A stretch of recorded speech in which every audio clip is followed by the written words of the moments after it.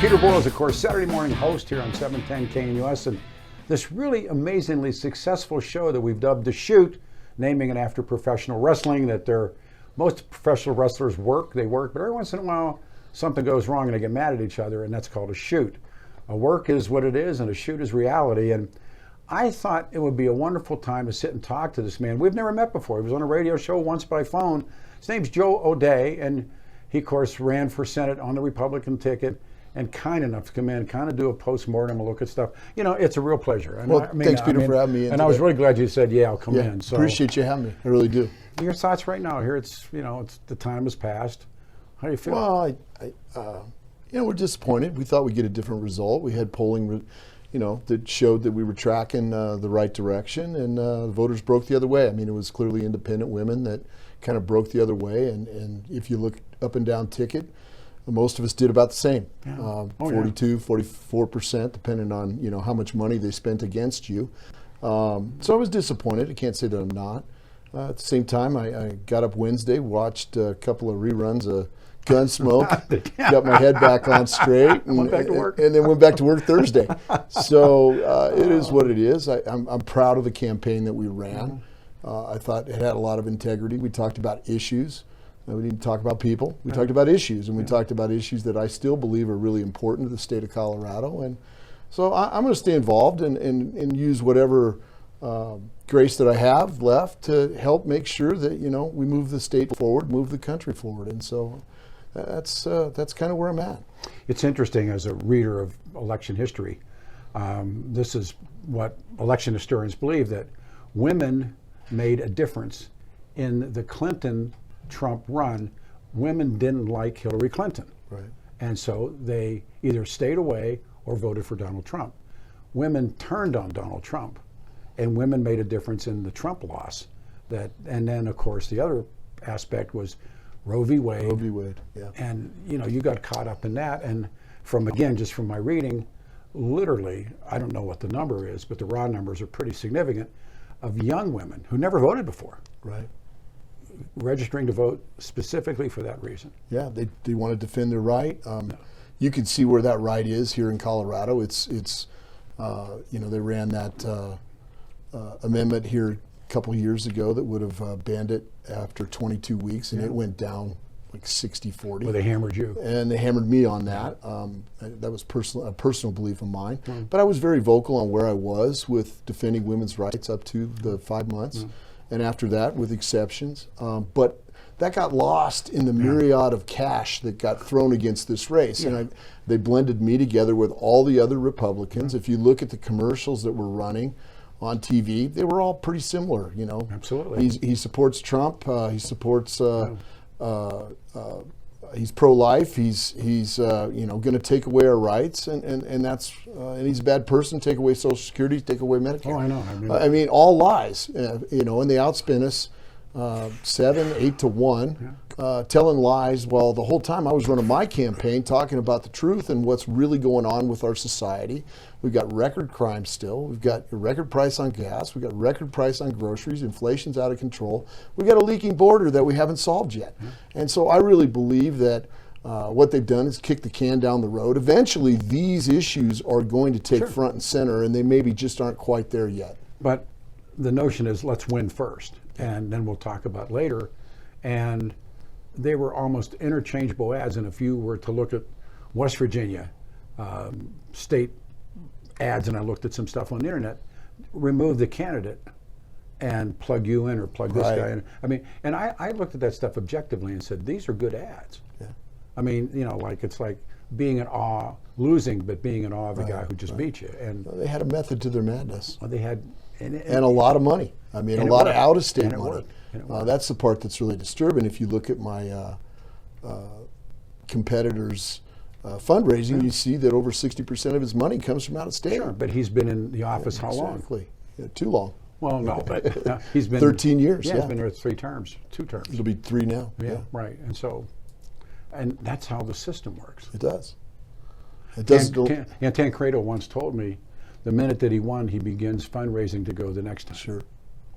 And I mean, and Tom was, no one's better than Tom, but he said, the second you won, you began again. It's tough to get in. It is And tough to beat an incumbent. who did you listen to? Who was your inner circle? Well, my wife for sure. Her and I ran together. I got a daughter that's very bright. Her and her husband. Seen her So on our spots, family, yeah. Really, what I ran on is what I believe in, and so that made it easy. You don't have to tell any fabrications. One of the things I think, especially, I don't know if you saw it, and we discussed before the show, that tape that emerges out of those guys sitting in front of the Republican Party and back of a pickup truck with one flag shorter than the other flag screaming. What's interesting is, I don't know if this has been made public, the GOP sent all of their employees home. They feared violence.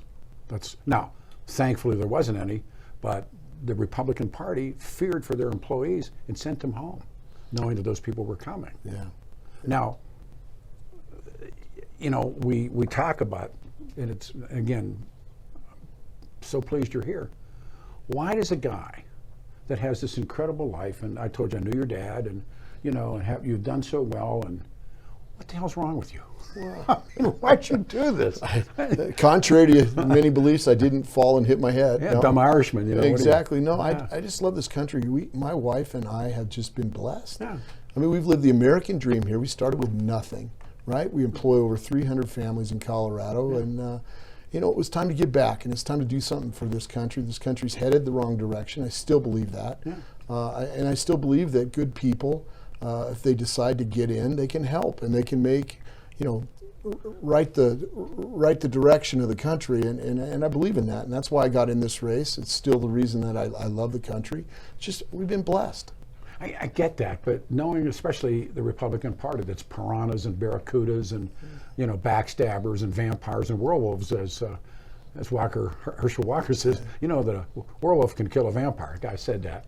And these are the guys, the Republicans, and then there's like a legit guy like you.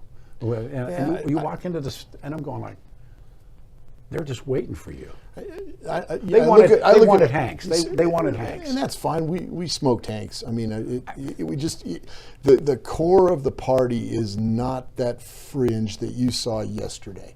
The core of this party is people that believe in good conservative solutions. They're not name callers. They're not people that are going to go out and do anything violent. These are competent business people.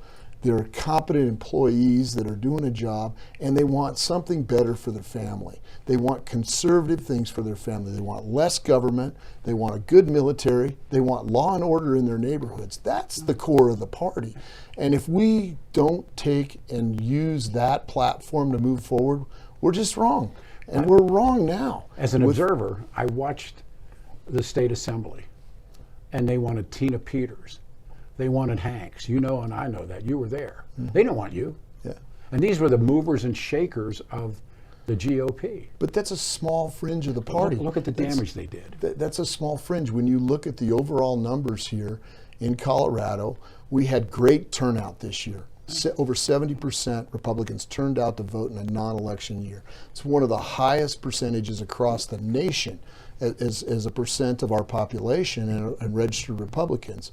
And at the end of the day, they tried to run Brian Portier against me, Hanks and some others, radio talk people that yes, they did. Talked him up. And there was a group absolutely that went after that, and they came up short.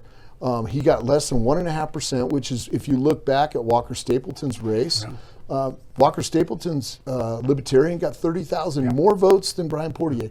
For the most part, conservatives were with us. But Walker's running for governor, and Polish just ran over top of Walker. Walker was for another day. But exactly. But if you look at the race, the conservatives were with us.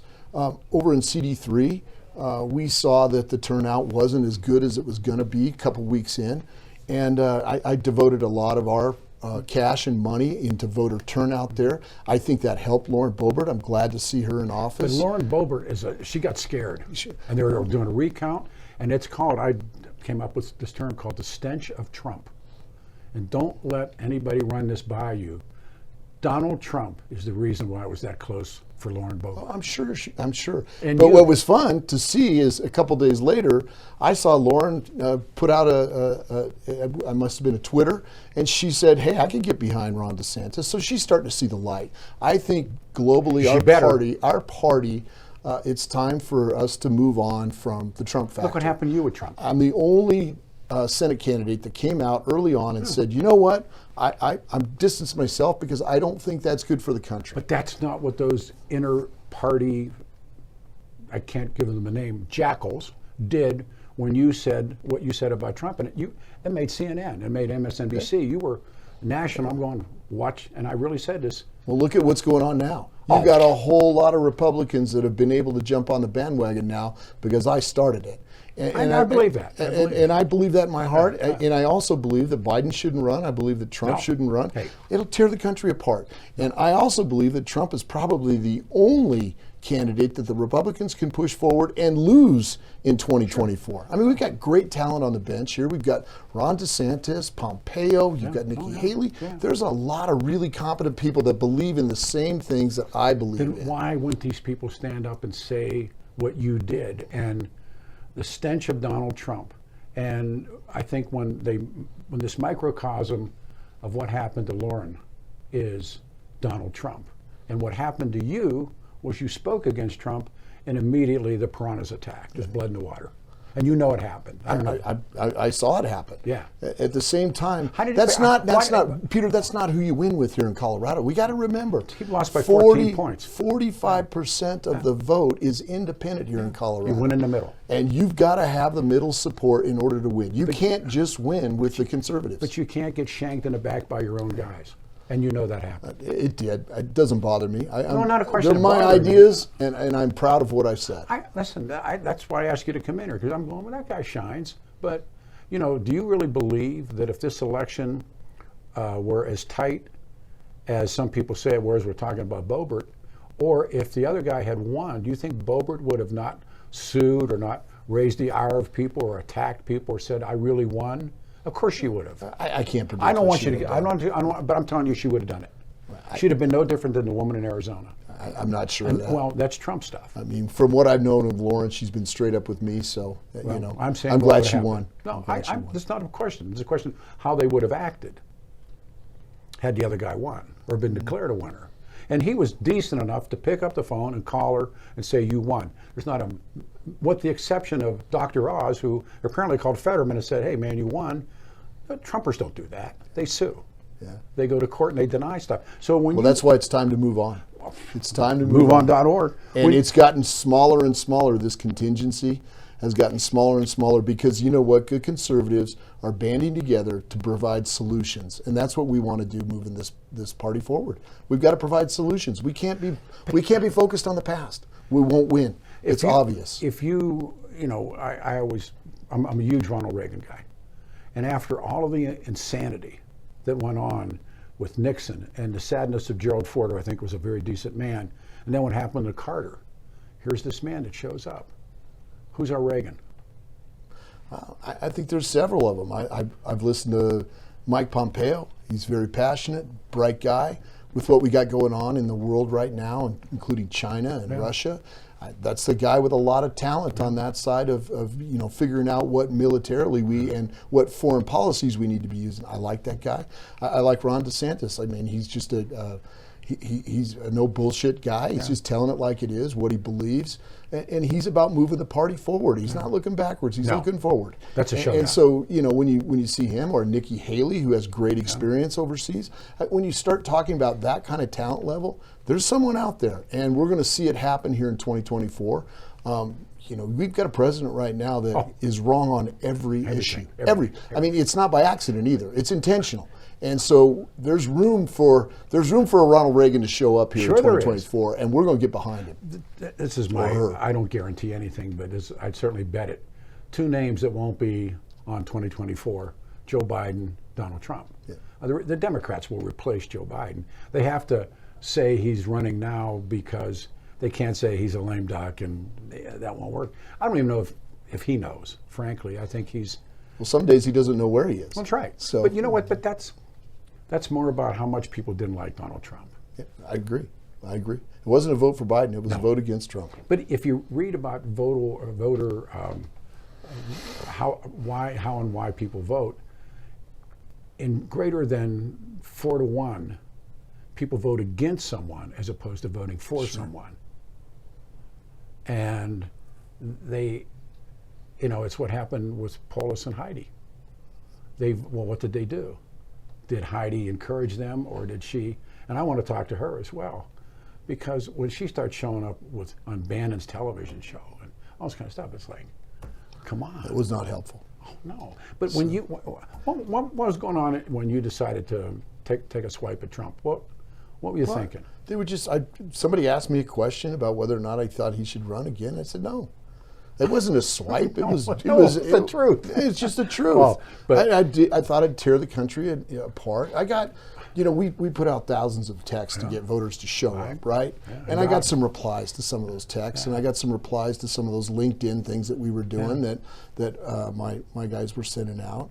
And one that stuck with me is, hey, Mr. O'Day, I thought you run a heck of a race. I like what you represent, but you put an R by your name, and you must be associated with Trump, so I can't vote for you. And I got hundreds of those. Oh, sure. Which is the stench of Trump. It is, and it is what it is. Yeah. It's time for the party to move forward. I think the party moves forward by letting him run as in the primary, and then we take him out. We beat him. We put a Ron DeSantis. We put a Pompeo in the chair, and as Republicans, we don't let him run. We put some other candidate forward. I'm going to help with that effort, whatever I can do in the next 2 years to make sure that we have were you good leadership. Were you surprised that he came back at you like he did? No. It's really. I wasn't. That's him. Yeah, it's him. What does he do when he loses the primary? He's going to go after DeSantis. My best go bet, after Pompeo. if he's not been indicted for something, my best bet is he'll go third party, and he already threatened it. When he was on the airplane getting ready to leave after finally leaving the White House, and he said, I'm going third party. And she said, then our party will no longer pay your legal bills. And he stayed a Republican. That's in numbers of books about Trump on that moment.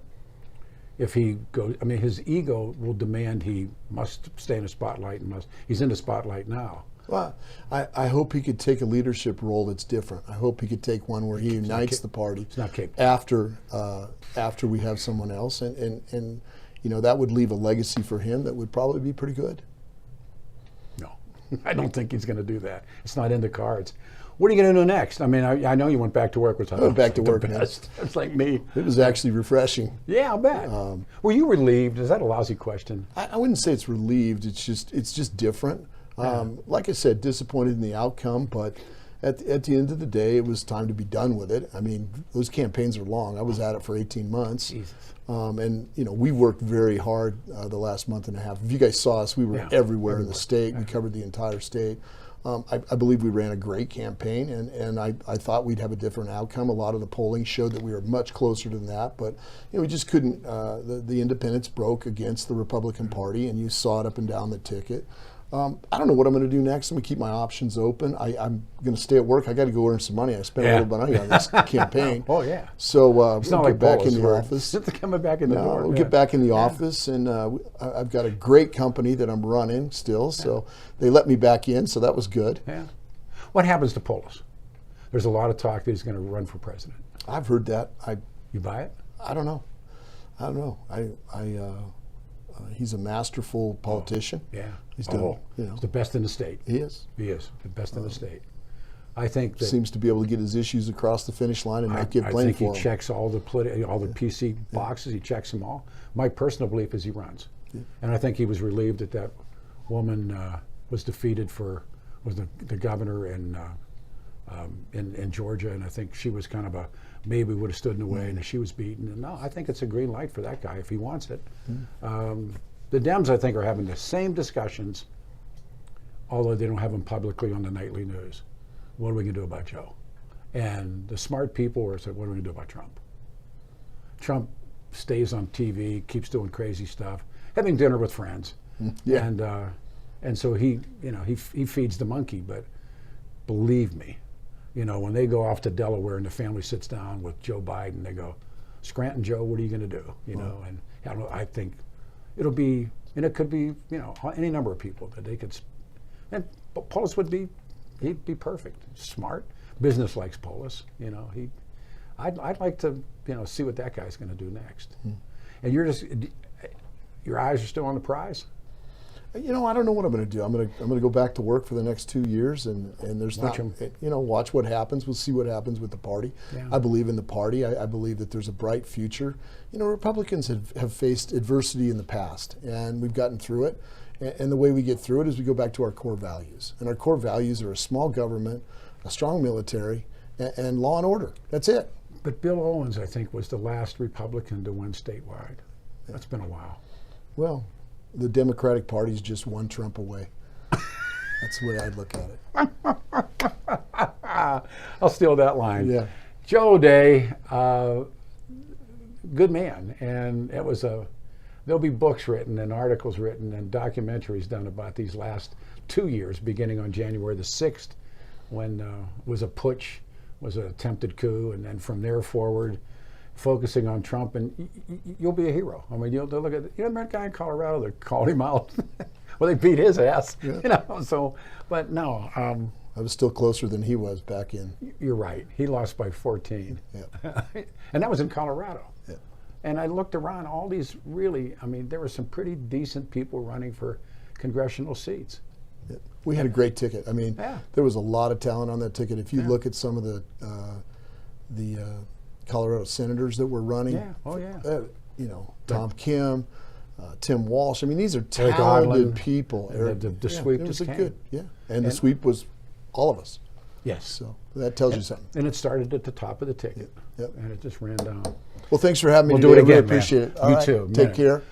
To Mark Crowley, thank you, and Kelly Michaels and Brian Taylor.